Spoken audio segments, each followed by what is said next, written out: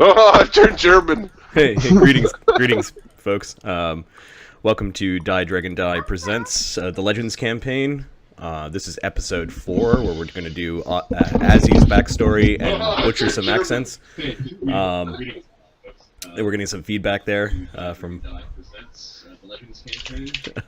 and that is Marty's kryptonite. Apparently, is hearing his own voice in a delay, and I can't actually speak or think when that happens. So, John, it's you. Yep. It's you, John. What's me? Okay. Thanks for checking out the volume. Yeah, sorry. I should have turned my mic off first. Right. So yeah, we're gonna butcher some accents tonight. As Mark said in an email during this week, he thinks that all of Europe's gonna hate us by the end of this campaign. So apologies ahead of time. We have fun doing voices, and sometimes the accents are just atrocious. So let's have fun with that. So we'll get people to hate us from each continent. We'll concentrate on one at a time. One at a time, right? One at a time, just like in Risk, one at a time. All of Asia was last week. Right. That's right. It's the whole thing. The whole thing. Yeah. The most hated gamers in the world. These idiots. No, I'm sure that there are more. So why don't we start out by just chatting about our week, man? How was everyone's week? I got paid, so that's good. Yay, payday. I'm on holidays this week, so. So it's not meh? Well, the week was meh, but come Friday, it's like woohoo! See you guys. I will see you. So is it a staycation, Mark? I just set the alarm to call you guys when the meeting starts first thing in the morning and say, I'm going back to sleep, bitches. Nice. And Mark's got the Northern Ontario internet, so he might be in and out. Yeah. As he are you connected directly, or are you on Wi-Fi? I'm on Wi-Fi. Fix that. It's bad. What about the rest of you guys? How was your week? I'm holding up a finger, John. Guess which one? Ahmed's real busy. He's got sick kids. Ahmed's got sick kids. I bought a house last week, so that's awesome. Cool. Was it at the corner of Galahad and Paladin, sadly. or whatever? It was Galahad and Camelot, and no, that had a ravine and like a 3-stage backyard that would have been nonsense, like rice paddies. It was not cool. And then I got sick, and the puppy's really cute. And then I pulled a glute in the gym, so it hurts to sit. I'm having just a week. No comments.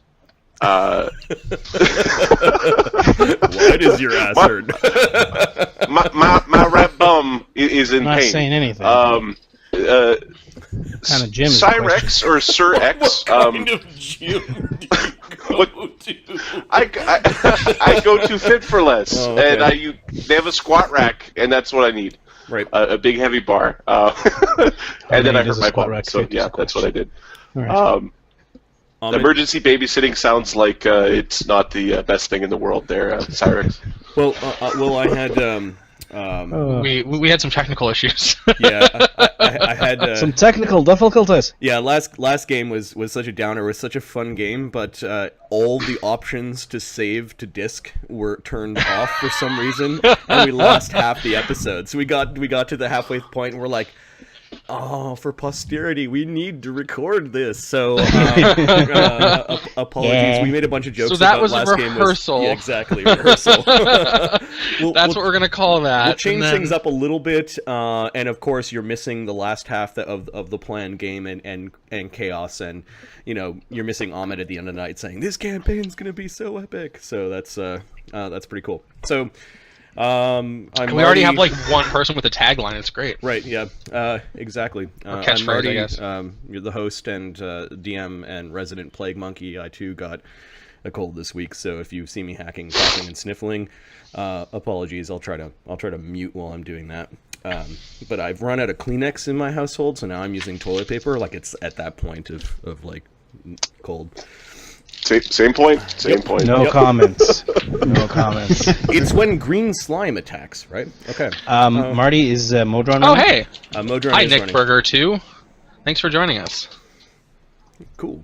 So why don't we do a recap from Uker's game? So game number 3, not the rehearsal game. Rehearsal game doesn't count. So Didn't happen. Uker's backstory. There's a much longer journal with a lot more details. You can find that at www.DieDragonDie.com. Go there and check out the character sheets as they are currently, and some notes about the worlds that they're from, as well as a detailed journal. So there's some extra goodies there. I'm going to paraphrase what happened during Uker's backstory. This was a really fun game with the wrestling and all that stuff. So Uker is from a world called Gazarija, which is sort of an Eastern-style world where the Great Ikun Khaganate has conquered everything as they came out of the Iron Steppes. Picture Mongolians. Uker is from Novacrane, which is the western part of that empire, and we played through some of his early experiences, including his pilgrimage to a place called, let's see, the Mountain of Graves. So one of the things, the culture of the Ikunians, because they're from the steppes, they believe that high places are holy, and this particular mountain is where most of the people are buried, if it's possible. It's sort of like a holy site and a massive graveyard. So and all Ikunians are basically called upon to visit there at least once in their lifetime. It's sort of a spiritual pilgrimage. So Uker's an adolescent at this time when he makes the pilgrimage, and his lifelong dog perished during the journey. It was just old, and it was his time. So when they got to the, it was like, oh, here's your dog, and it died. Oh, no. The dog was called Za, which is actually Khan in the Ikunian language. He was a smiling husky, and Uker was really upset. And his uncle and aunt convinced him that giving Za a proper place on the Mountain of Graves will ensure that Za's spirit goes into the afterlife and awaits for Uker. So this was kind of like silver lining in the cloud of, the dog dying. That the first thing that you'll see when you go to the afterlife is your old constant companion when you were a kid. I'm sure we'd all enjoy that. For me, it'd be a cat though. But anyways. Yeah. Not quite the same thing. So upon reaching the Mountain of Graves, Uker visits the Blue House of 99 Tengri, basically the spirits and demigods of part of his religion. They perform a sacrifice in the name of Great Tengri, the Red God of War, which is the chief of the pantheon, I guess Uker's god. This was this sort of initiation in going into this religious place before entering the City of Temples. At the City of Temples, Uker's uncle gets into an argument with one of the attendant priests that were there, and basically, instead of bribing the priest, he argued with him instead, and the priest denied Uker's dog a place in their tribal plot. This caused Uker to get upset, and then kind of really determined that he was going to find a great place of honor to bury his dog's bones. At the foot of a mountain, he looked up and saw that there were places where people couldn't stop him from burying his dog. So this led to Uker scaling the Blue Mountain, and he fought some abominably cute snowmen along the way near the ice With cap. not but a heavy sweater, a bit of cheese, and some beef jerky. He's with us in the snow. Thankfully, he found some climbing gear along the way. He did it like a teenager would. Right. I'll just find what I need along the way. It's called an adventure for a reason. Okay. So these snowmen are actually spirits of the mountain that were like capturing climbers and sticking them into the ice. So they were cute at first, but then they realized that they had a suspicious agenda. He found some gear, including a potion of Featherfall, on his trek, and eventually reached the summit of the Blue Mountain. And he reached a place called the Red Heart of the Blue Mountain, which was a small shrine to Tengri. He buried his dog Za there, and while burying it, he found a magical bone club, a Yeti's thigh bone. It's as if the Red God of War was telling Uker now is time to put away childish things. That was Uker's pilgrimage. He later went to the Jade Empire as his family had immigrated there in several waves throughout the decades. There he joined the Bakken Kokugikan, the Stone House of Wrestling, where he basically trained as a Bakken wrestler. Picture Mongolian wrestling. This was the sport of the day, because everything Akunian was good, and anything not Akunian, could just was secondary. Due to his race, his size, his great strength, he was like bound to be one of the greatest wrestlers in the sport. The day to remember in his life was his graduation day. So he graduated, he became a full-fledged Bakken wrestler. He went to go see Ik Imi, which is the great-grandmother in this large city, this old Ikunian shaman woman. People would go there in droves to hear and hang off her every word. Ik Imi talked this day about Tsagan Ibugen, which translates to the white old man. And everyone in the crowd misinterpreted that, perhaps, by thinking she meant to be kind to your elders.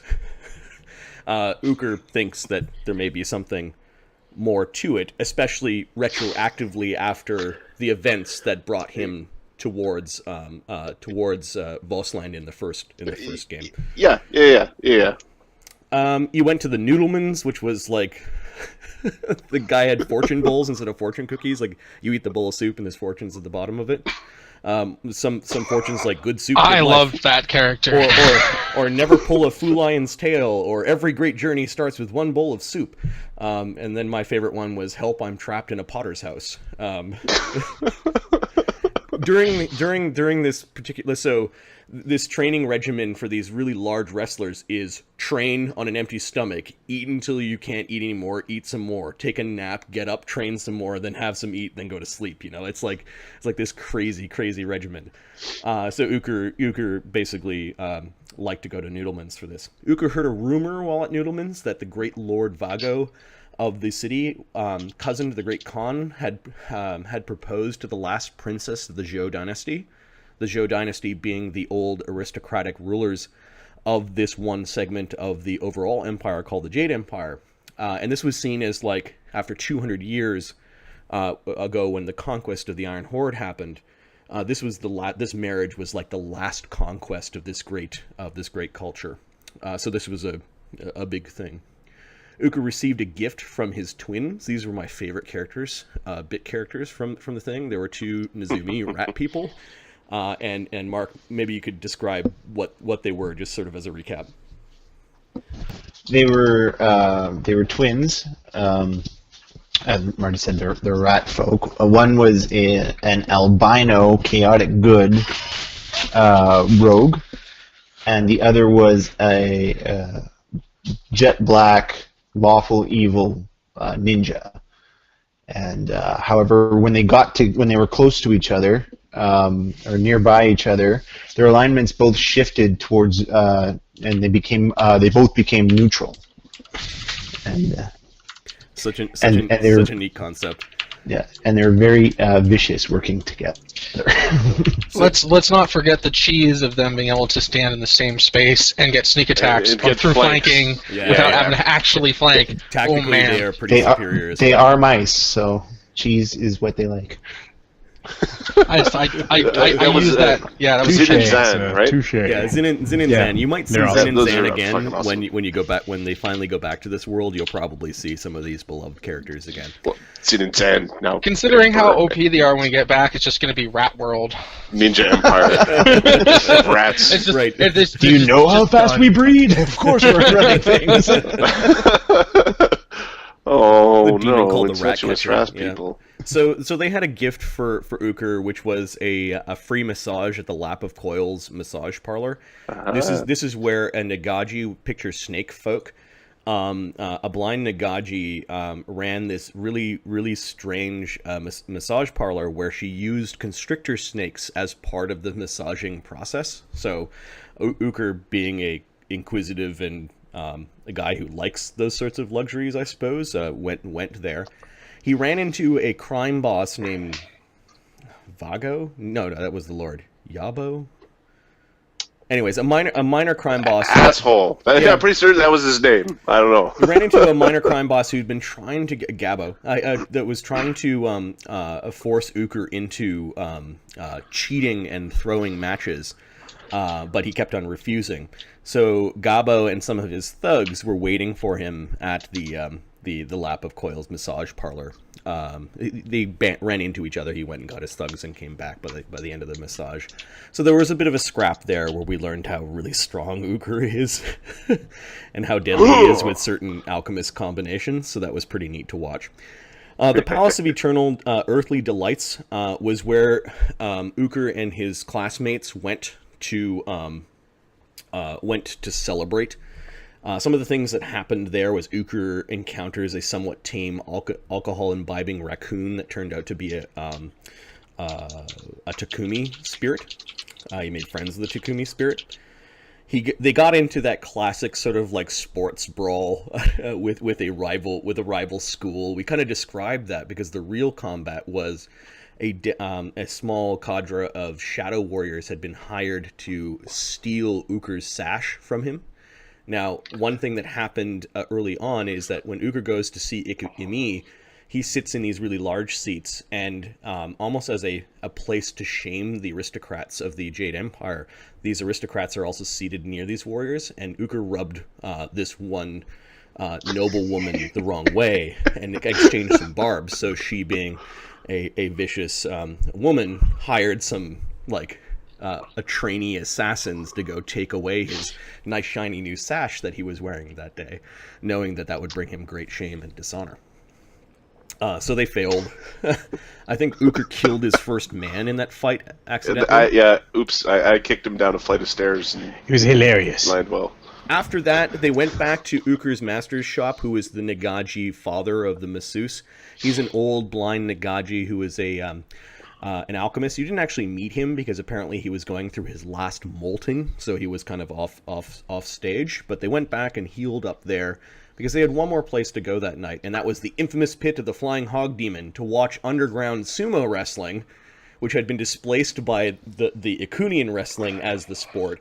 So this underground sumo wrestling was where they watched the Ivory Warrior, aka the Red Elephant, facing Kogurt the Kaiju, and Kogurt the Kaiju won. So this was sort of the day to remember in Uker's life. We had then Uker's long day. Yep.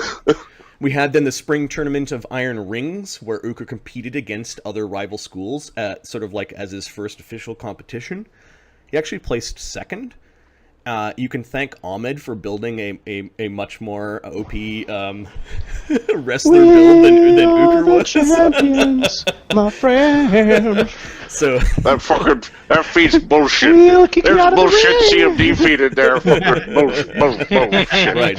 So you can go back and watch that episode to see the hero of the day get second place. Oh no! Sorry, man. Dude, I climbed that mountain and I had it was a 1 in 4 chance of falling on 3 rolls, and I didn't fall. Lord Vago, the Lord of the City, the one that was going to marry the princess, apparently he was a Bakken and sumo wrestling fan.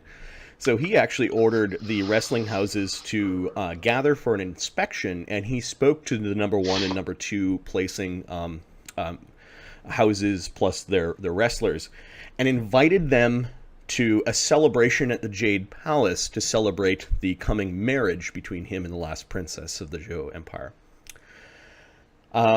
So this was like a great honor to be invited to this thing. In the days coming up to the celebration of the Jade Palace, one of the dojo rivals of Uker finally had enough of Uker and decided to try to confront him in a lethal way. So late at night, he was a cheater. Yeah, late at night, he hated Uker. He just didn't like Uker. He was less Ikunian blooded. He was supposed to be the hope of the school, and then Uker came along and basically stole all the spotlight. So, blaming Uker, he threw salt in his face, which is a really a rude thing to do. And Uker basically slapped him silly, pushing him back and eventually shamed him by winning this fight and leaving him naked in the center of one of the wrestling rings for the school to find the next morning.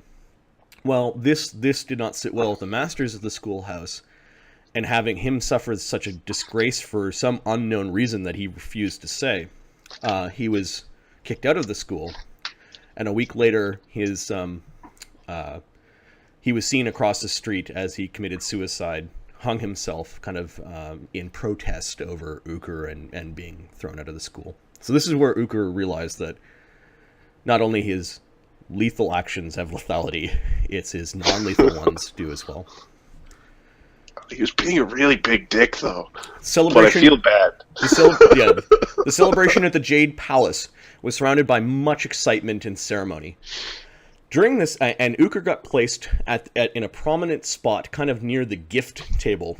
And this was a good thing that not only Uker was placed there, but placed second, because he was like closest to this basket where there were these Tibetan mastiffs. They were, we won't call them Tibetan in-game, but puppies of Tibetan mastiffs.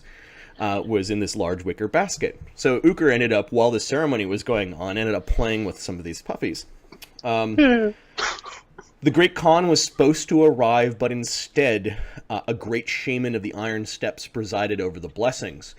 Servants began to bring in these large baskets full of little tiny lotus cakes. And everyone was given one of these tiny little cakes. Almost like a shot to eat in simultaneously, given one blessing towards the Khan and the Khan's cousin and the princess. Uker, unfortunately, didn't roll too well in handling his animals. He was trying to handle all three puppies at the same time. There was one sleeping in his robes, one that was really greedy, and then there was one that was really nippy. And the greedy one ate his cake before the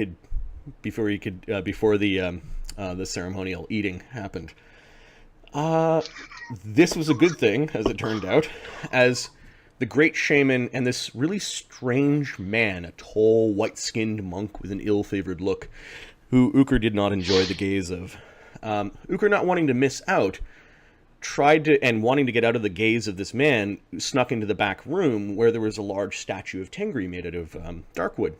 And he noticed this weird marble in Tengri's mouth, and he popped it, and it rolled down inside the statue, and he heard some clattering, clanking, and the statue's hand opened up, and there was a rune-etched token from the hand.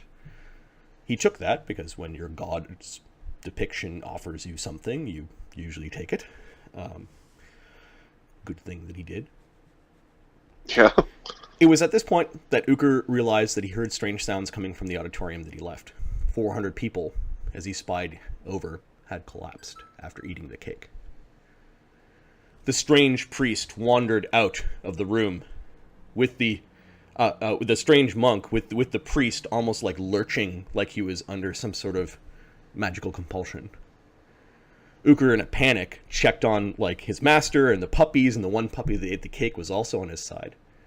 Uker realized that these people that were still breathing, and kind of in a panic, he's like, I gotta find a cake. I need to know what the poison is in order to try to, treat it. So he went running after. Peeking out in the hallway, they had disappeared down another hallway, but he saw this large, ghoulish, metal-clad Oni marching down the hallway with two of these other bald servants carrying another basket. So he beamed one of the servants in the head with a sling stone, spilling cakes everywhere. He ran over to grab the cake, got into this vicious fight with this Oni that just owned him with his Tetsubo, just started beating him down.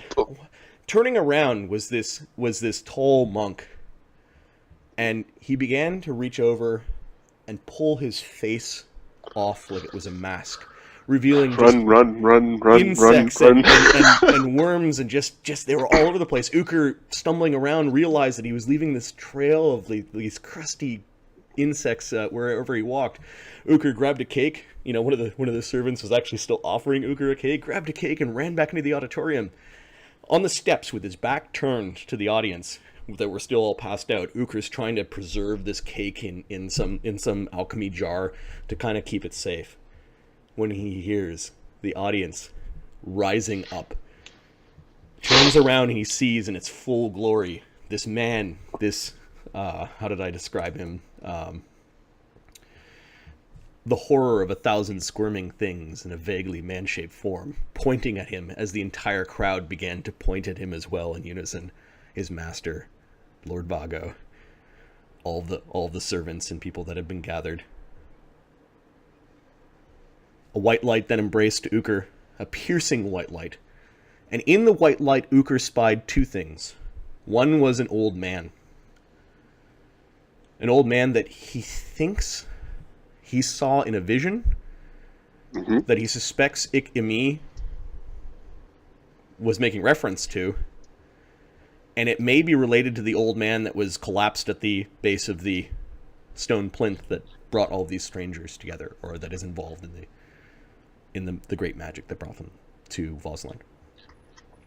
Uker also recalls traveling quickly via ring of water. Like in the Flash, in this kind of journey, there was a horizontal ring of water that you sort of pass through. This is slightly different than some of the others that remember a tree. So that was the grandness of episode 3. That was Uker's backstory. We did Gallus' backstory in episode 2, and Azildan is part of. We'll do his backstory in today as part of episode 4. Lemio's will be episode 5, and then we'll go back to the main storyline and continue. Right, leave the best for last, right? Sure, if you want to think of it that way. Table scraps. We clearly started off with the best character. Shut up! Right. Oh, we apologize to all of those that have the accents that we're going to be using. We try. Keeps it fun. I don't think I really enjoy I it. don't apologize. I suck at it. I'm proud. Great guys. No one's gonna have the accents we're using. Right, yeah. Or the ones we're trying to use, if you recognize them. Oh. So, one of the things that I did was I built a classic hex-style map for Agrova, or at least a large portion of a continent of Agrova, which is the world that Azildan is from. I posted it on my Twitter feed. Feel free to use it for your own home campaign. I left it blank of all labels, so you can use it for your own purposes. So I'll share maps like that as the campaign progresses, or maybe I'll post them on my website. I'll figure it out and let you guys know. But yeah, feel free to use. If you pair them with a tool like Map Tools, it's really easy to get the hex grid to line up with the in-game measurement system. Right. So here's a small view of said world that we were able to create. I'm a big fan of the old school Mystara maps with the numbers on the hexes and it just that sort of thing tickles my fancy. Dirty. It French tickles my fancy. Weird. We can get a little bit weirder, but I guess all right. We'll keep it. We'll keep it. All right, Agrova. If you're ready, Mark. Are you ready? Gamer. Agrova is an agrarian world that was inherited by victorious halflings that defeated fell necromancers, where all the other races failed. A millennia ago, during the Fell Plague, a horrible necromantic scourge wiped out most of the other races. Luckily, halflings were immune. And in righteous vengeance, the Hin folk rose up and defeated their would-be necromantic conquerors. They defeated the Unholy Seven, sealing them away forever. The surviving minions and undead once beholden to the Unholy Seven were thrown into chaos and were slowly but surely defeated over the coming centuries. Since that time, halfling folk have thrived and multiplied many-fold, spreading across Agrova. There are still dangers on Agrova, as the wilds have retaken many places, and crypts of undead still exist in the dark nooks of the world. Pockets of surviving goblin kind also exist in remote places. Azildan. Not Azildan. Okay. Sorry, that's the way I pronounced it when I first saw it, and it's going to take some training. Azildan is an oddity on the world of Agrova. He is half elven and half human, and neither races survived the horrors of the Fell Plague. He came to Agrova when he was just a babe, carried in swaddling clothes by his master and ward, Eosh. Maybe while I'm talking about Eosh and Azildan, I will switch the map to conversation. And zoom in. There's Eosh. Kind of a pudgier-faced elf.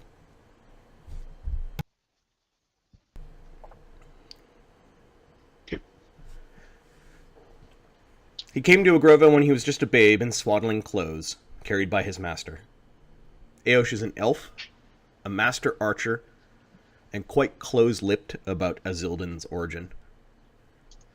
Azildan grew up in a small cabin on the shores of Pickle Lake, on the edges of the wild and heavily forested region known as Tangle Trees.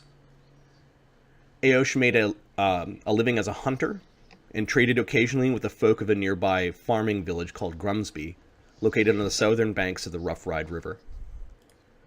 I'll switch back to the map. There's Pharaoh Cabin. It's called Pharaoh Cabin because it used to be called Elf Arrow Cabin, and that's kind of a mouthful, and it just kind of slowly over time turned into Pharaoh Cabin. There's Grumsby, is a small town on the edge of the Rough Ride River. There's an old castle, a stone bridge. Yeah, so from the cabin, it's about a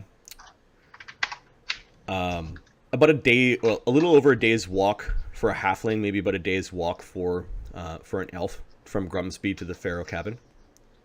Okay, I'm not getting the map right now. Okay. I don't know if you can force me there, or oh, sure. if I'm not unfogged.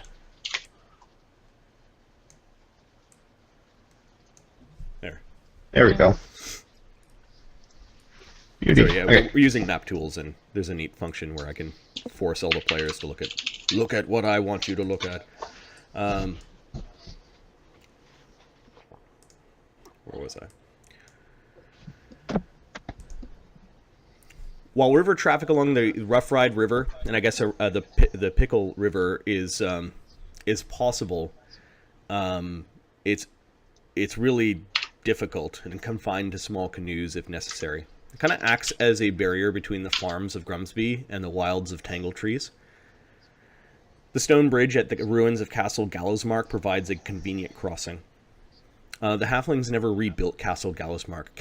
It was a human castle left over from the times pre-Fell Plague.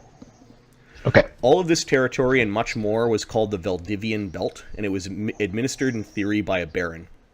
Eosh had many friends with the halfling folk and the halfling lords, and long ago he received a permission from the baron of this entire area to live on the edge of the Tangle Trees in Pharaoh Cabin. Like, he went through the process of asking for permission. Eosh trained in the ways of the bow, the ways of the fist, and the ways of the wood. It was a strict upbringing, and when Azildan wasn't training, he was busy with a hunter-gatherer lifestyle. Wildlife was abundant enough, if you knew what you were doing, to make a decent living. Eosh and Azildan were commonly known in the village of Grumsby because they traded the bounty of the forest there, meat, mushrooms, rare herbs, nuts, and such, with the grain growers and the beer drinkers of the halfling folk that lived there. Eosh and Azildan were called elflings by the halfling folk, giants by those who were being less polite.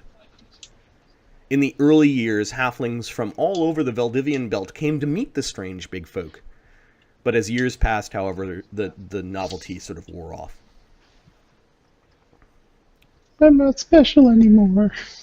Azildan knows that there was an early confrontation between Eosh and a hill boss. Think halfling mafia. Eosh proved that he would not be bullied. Yeah, let me just let that sink in there for a moment. Halfling mafia. I'm gonna make you an offer you can't refuse. Dude, you're 2.5 feet tall. Because it's all they can reach. Put his cat's head in the bed with him for him to wake up.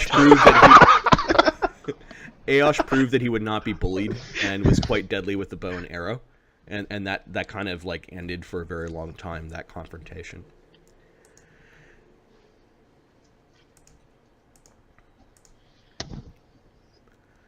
It was in Grimsby that Azildan met his best friend Bombom Bumblethumbs, who was anything but bumbling. He showed Azildan how to get it. let's show Bombom's mini. There's Bombom. He showed Azildan he showed Azildan how to get into trouble and sometimes how to get out of it. He showed him the wonders of the forest, namely a certain mushrooms and leaves, and how nature did provide. Bombom's family had a mixed reputation. Bombom's mother was a green thumb, which was like one of the best things that you could be, but Bombom's older brother was part of a group of people that reported to the hill boss. They were called the Fellowship or the Brotherhood of the Brand.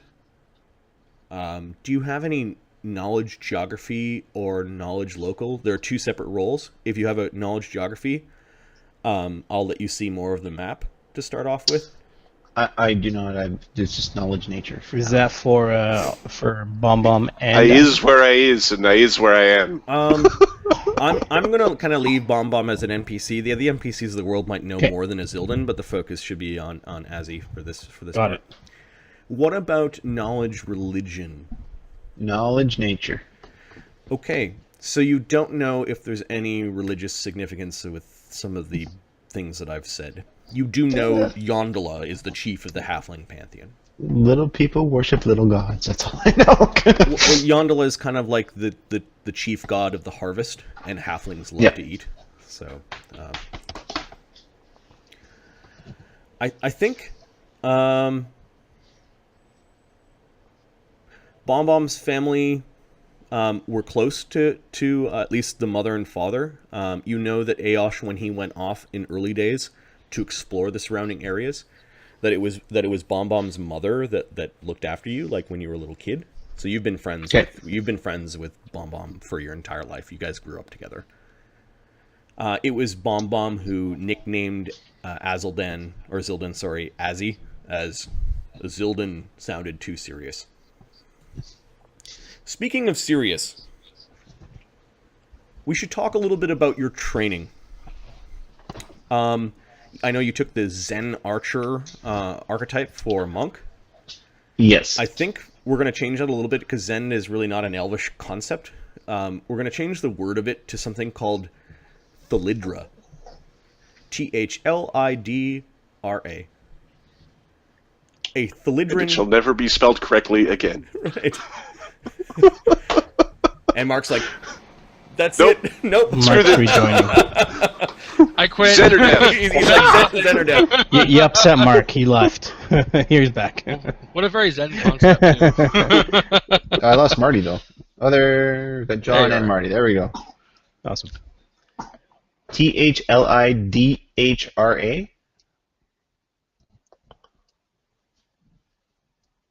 No, Marty, you're muted.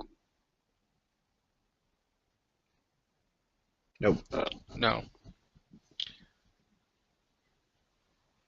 Is this the thing where we have to redo the call?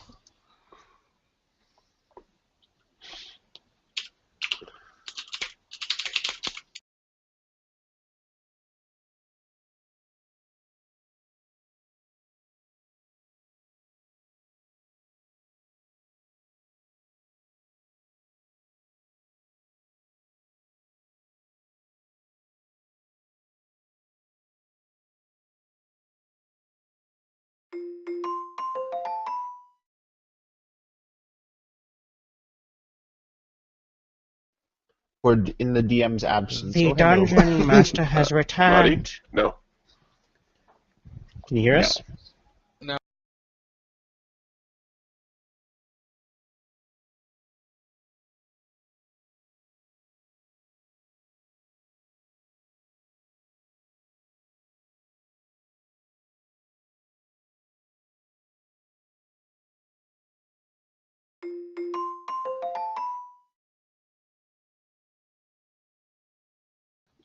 No pressure.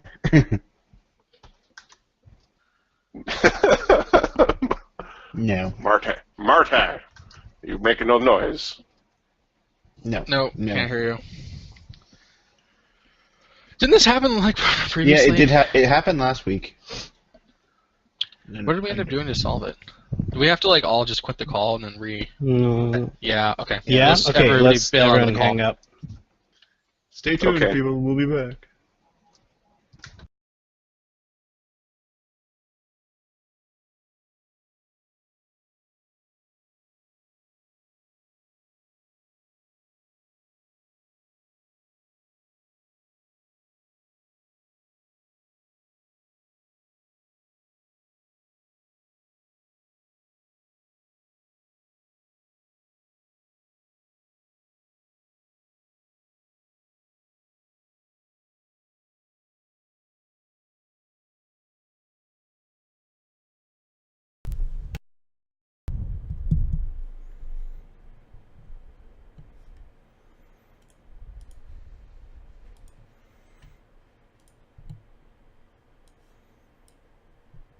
Can you hear me? Yes. Excellent. Adding. I will be the hub of the calling. Thank you. We are Oh, back. dude, the new place. I'm going to have a 100 megabit line, and it's going to go straight into my machine. So I will have all of the bandwidth for days, All right. months so, even. There we I go. think we could hear each other. There now. we go. It's apparently plugging and unplugging and plugging your mic solves this. Okay, Auto detect. where were we? Zen, and then all of a sudden, Thlidran. Zen, and then how do you Yeah, spell you Zen, and then fill Zen will never be something, spelled and correctly again. so Thlidra. Keep the name. part of achieving to become a Thlidran Archer is to achieve Thlidra, which translates loosely in Elven to willowy grace. And because you're a Thlidran Archer, it's willowy grace with the bow. One of Azildan's earliest lessons included Master Aosh bringing him to a shrine at the back of the house. And the shrine had an open kind of doorway, a very wide doorway, kind of a vista view of the lake and a big, a large backyard.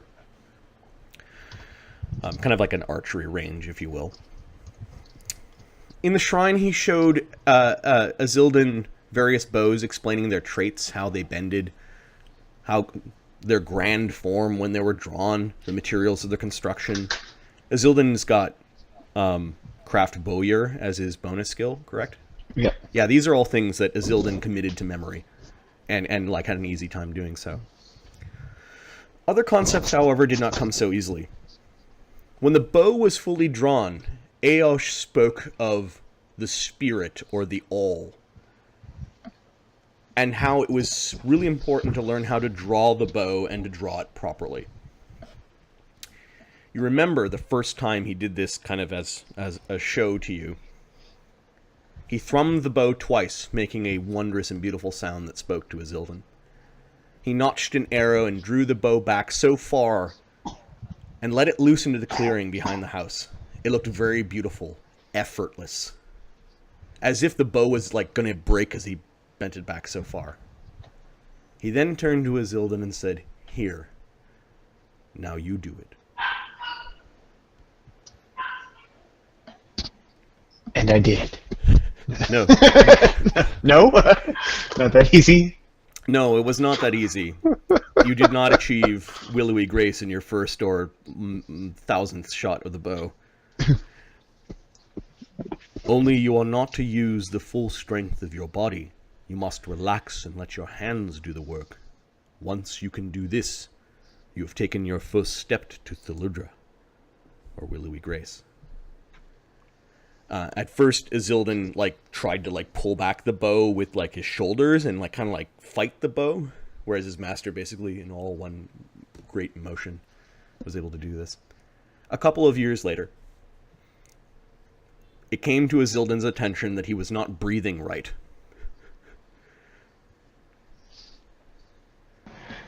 You couldn't have mentioned this earlier! Well, are you deaf? What's your reaction to this? Does he just realize it, or does he... No, he actually instructs you that you are not breathing right. He looks at him in utter shock. Well, why didn't you say that 2 years ago! 2 years I've been doing this! One must step on the pine cone before seeing the value of shoes. I've been stepping on it for 2 years and screaming! A master knows his pupils much better than he knows himself. He says almost like he's thinking about something else. He's done for the day. He's done for the day. He throws the bow, he's just pissed off. He can run. This is stupid! Once you did that, you realized that you really wanted to shoot because the next set of exercises were breathing exercises. And it took him a while after your tantrum to let you hold the bow again during the exercises. You eventually learned how these breathing exercises applied to archery. The process of shooting was divided into steps, at least for a beginner. Grasping the bow, knocking the arrow, raising the bow, drawing the bow, remaining at the point of highest tension, and then loosing the shot. Each of them included timing and breathing. Eventually, after many days, Azildan learned how to breathe without concentrating on breathing while shooting. How to draw without tensing his shoulders and arms. This is after 3 years total. Azildan learned how to draw the bow with effortless strength and breathe. The next thing to learn was how to loose the arrow. Up until now, this had been done haphazardly. Almost as if the arrow where the arrow landed, it really didn't mean anything. So long as it hit this giant bale of hay, honor seemed to be, it was sufficient. Now, not all of your shots while you were learning did hit the bale of hay. Some of them you let go too soon and the arrow kind of clatters in the ground in front of you or falls out of the bow. Like, it's not all swift in the beginning. Now, loosing had its own set of problems. It involved opening up the thumb and the finger when you're at the point of the highest tension. Up until now, Azildan's shots were always accompanied with a powerful jerk, shaking of the bow and body which affected the arrow's flight. As Bombom would call it when, you were practicing around him, it was wobbly. It was a wobbly shot. You could just use your dex score instead, right? You're still not very good at it. When the master shot, there was no shaking. His grace made it look effortless, undemanding, like child's play. The powerful sound of the arrow striking the target, however, reminded you of the deadliness of that sort of effortless motion. Azildan was caught between two extremes. If he clenched, he shook and wobbled. If he was too light with his grip, the bowstring was torn from his hand, and you would shoot too early.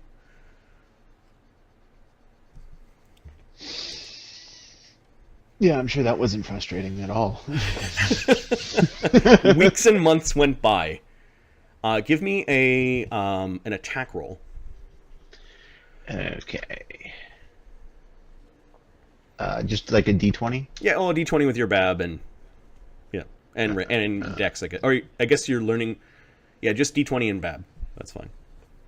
All right. 18. Nice. Okay. You must grip the string as a child grips your finger. Marvel at the strength of something so small. But when it lets go, there is no jerk, because a child does not think. The art of Thlidra is purposeless, aimless. You cannot learn by trying to hit the mark. The master spoke of things like one shot, one arrow, one life. And you weren't too sure that he was talking about the life of the person on the receiving end of the arrow. Like the archer. It's all one.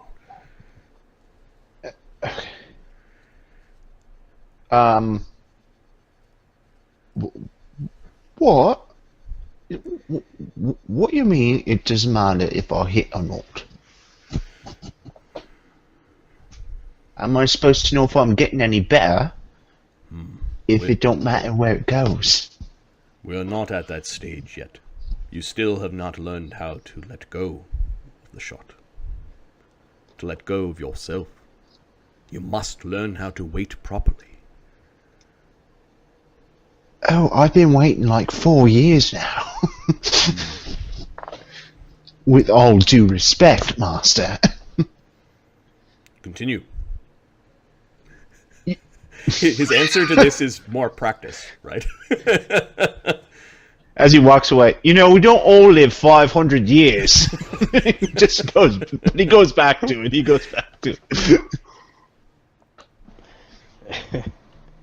How do you do this? How do you let go? How do you leave yourself and everything behind? Nothing is left but this purposeless tension. The words, "do not think about the shot," echoing in your head, wondering. One day... He starts to... Sorry. He's got a habit... He develops a habit of, just humming and trying to focus on the humming instead of the shot. That gets... No distraction. And then a blank stare, but you said not to... But you said not to focus on it, so I'm focusing on my singing, which I might add is rather bird-like, thank you. And, he gives you a dubious not look. the shot. Azildan with the 18 comes up with a technical solution to your problem. If you concentrate on just releasing, cautiously easing the pressure, applying all the pressure, finding that area of attention, and then cautiously unleashing your hand so that the string gets just ripped from your hand and the shot happens. It takes a lot of concentration just on that part, though.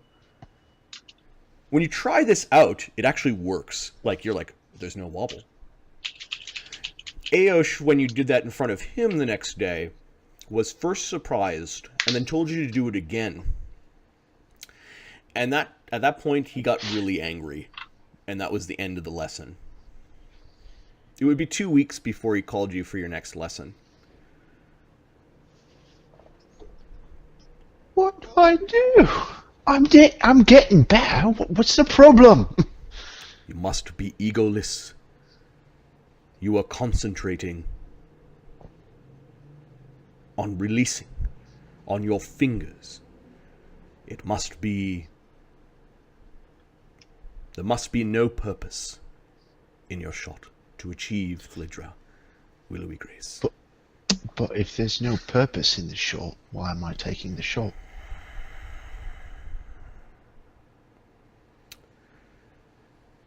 Once you have felt the spirit, the melding, the one, you will know. Once you've understood that, you will have need no further of my training in that matter. Don't ask. Practice. He just hangs his head. One day, after a shot, Master Aosh simply said, "It shot." It. Something. And that's when the lesson ended. And you felt it. Just this constant repetition. It became secondary. And you fell into this brief moment of willowy grace, as if there was wind passing through the lilting leaves of a willow tree. What was that? It? Is that what I've been supposed to be doing for the last 4 years? Do not measure your journey in time. A man who is on a journey of 1,000 steps should consider 900 steps halfway. Well, it wasn't so hard. Should have just told me to do that a long time ago. And he walks away. Again, now you're at the stage of hitting targets. Again, purposelessness. The Master, when he did it, his eyes were barely open, as if he wasn't even ranging for the target, but he always hit.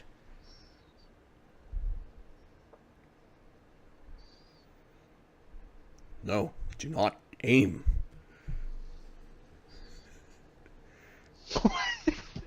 But there's a target. Yeah. But I don't aim. Well, I don't aim. I could hit someone. There are many tricksters that can learn how to aim and hit targets. Yeah, they're called archers. Shutting up now, Vesta. I'm sorry.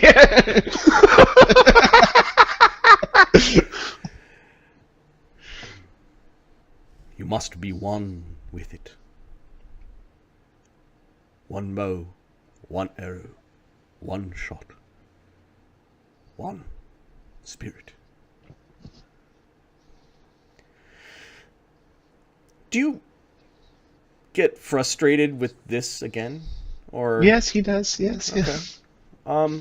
To the point where he starts firing in random directions like an ass. You know how teenagers are when. Yeah. Yeah. Do you have any doubts about your master's ability? Not about his ability, Yep. but maybe his ability to teach. Oh, so don't aim at the target, is what you're telling me?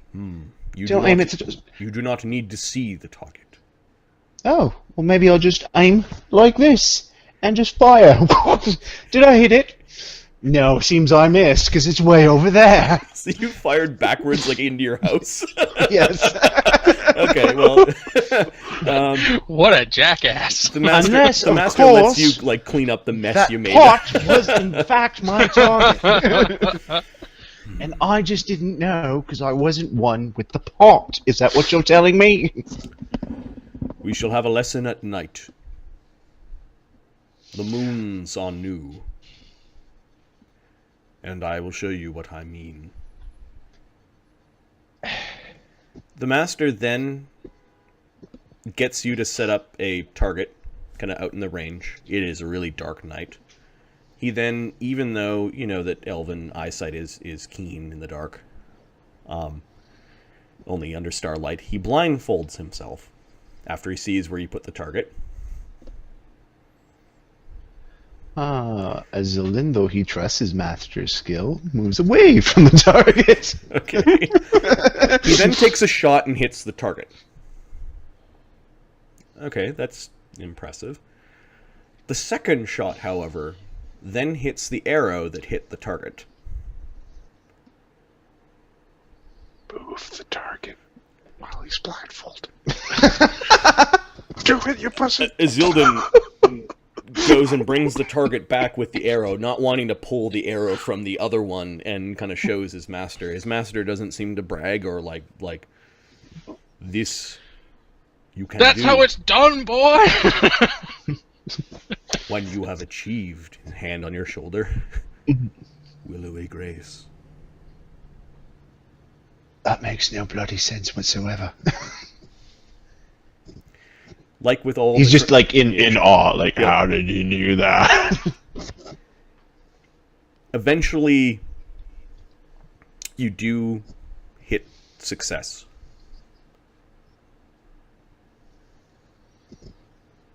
Like you find that nook, that spirit.